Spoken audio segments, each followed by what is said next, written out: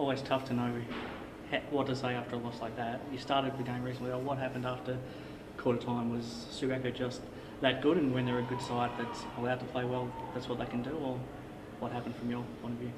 Yeah, look, obviously the first quarter wasn't too bad. We were a bit sloppy with the ball, but pretty much after that, we obviously didn't compete, and I thought they were pretty good, but we didn't probably pressure them and play the way we really wanted to. But you can only play as well as the opposition lets you. So the margin was almost flattered us at the end, probably.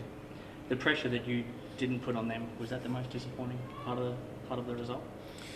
Yeah, look, definitely. But you're pretty hard when you have a fair portion of the team that don't really contribute. So we left far too much to too few. So especially against good teams, they're going to take advantage of it. You still won a lot of the ball, but you probably handballed a lot, and I think you had about as many handballs as kicks. Is that from the pressure that they put on you, or the pressure you put yourselves under, or what do you put that down to? Yeah, look, we certainly addressed it at half time that we were handballing far too much, and their pressure was very good, but there still was. I think there was opportunities to kick the ball more often. So certainly it's not the way we want to play. We'd have more handballs than kicks, and it was well in the handballs way at half time. So we tried to address it, but we couldn't get back on track. Like you said, quite a few guys that just didn't sort of contribute the way you would expect them to. What do you do with a group now this week that has certainly not played up to what you expect?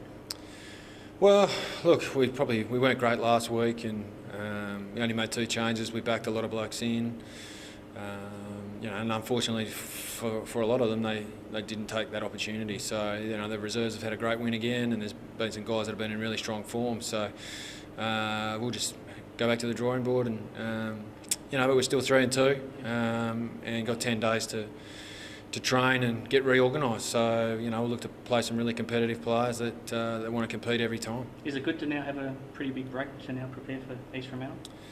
Yeah, I think so. Yeah, look, it's never good to have a loss like that, but we get a chance to train and train a couple of times, and we can train pretty hard, so it'll be good.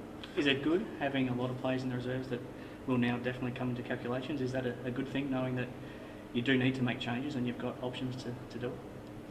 Yeah, look, clearly the group that we played today weren't up to the mark, so we just pick on performance, and there's certainly a few guys that have been putting their hand up at reserves level and did again today.